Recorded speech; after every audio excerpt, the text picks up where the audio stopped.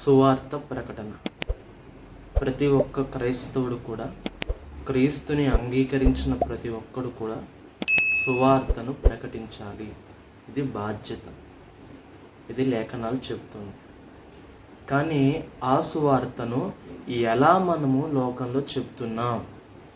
ఒకళ్ళేమో లౌకికమైన అవసరాలు తీరుస్తాడు దేవుడు, మీరు ఆయన నమ్ముకోండి అని ఒకళ్ళు చెప్పేవాళ్ళు ఒకళ్ళు. ఇంకొకళ్ళు యేసుక్రీస్తు నమ్ముకోకపోతే మీరు నరకానికి వెళతారు అని చెప్పేవారు మరొకరు. ఈ విధంగా సత్యము ఏదైతే చెప్పమని గ్రంథంలో ఉందో అది చెప్పకుండా అసత్యాన్ని లోకంలోకి వెళ్ళి చెబుతున్నారు. దీనివల్ల దేవుని నామానికి అవమానం తప్ప మేలుకరంగా జరిగేదంటూ ఏది లేదు. ఏం చెప్పాడు? ఆయన గుణాతిశయములు ప్రచురణ చేయమని చెప్పాడు కదా దేవుడు. మిమ్మల్ని దేనికి నేను పిలిచాను? చీకట్లుండి నేను దేనికి మిమ్మల్ని పిలిచాను? నా గుణాతిశయములు ప్రచురణ చేయమని నేను పిలిచినప్పుడు నా గుణాతిశయాలు ప్రచురణ చేయక నువ్వు ఏం ప్రచురణ చేస్తున్నావు?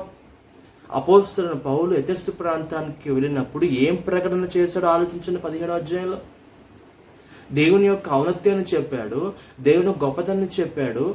ఆ దేవుని గొప్పతనం గురించి చెప్పిన తరువాత వారి యొక్క ఆరాధన విధానాల గురించి చెప్పాడు. దేవుడు ఎలాంటి వాడు? ఆయన అసృకృత్యాలయంలో నివసింపడు. ఆయనకి ఏ రూపాన్ని కూడా సాటి రాదు. ఆయన ఆకాశ మహాకాశం సృష్టించిన వాడు, సృష్టికర్త.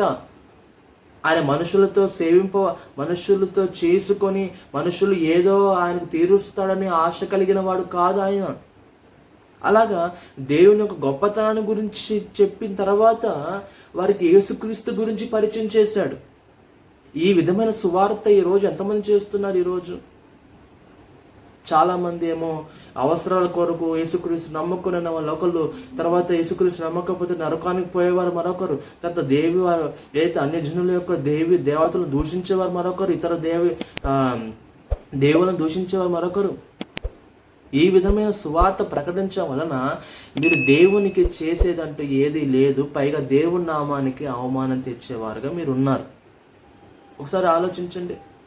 బాధ్యతను ఎలా మనకు అప్పగించిన బాధ్యత మనం ఎలా ప్రకటిస్తున్నాం? ఈరోజు అపోస్తుల కార్యాలు మనం సరిగ్గా చదివినప్పుడు ఎక్కడ కూడా ఎవరు కూడా ఎక్కడ కూడా దూషించినట్లుగా అపోస్తులు కానీ ఇతర దేవతలు దూషించినట్టుగా లౌకికమైన అవసరాల కొరకు యేసుక్రీస్తు నమ్ముకోని కానీ ఎక్కడ వారు చెప్పినట్టుగా లేదు.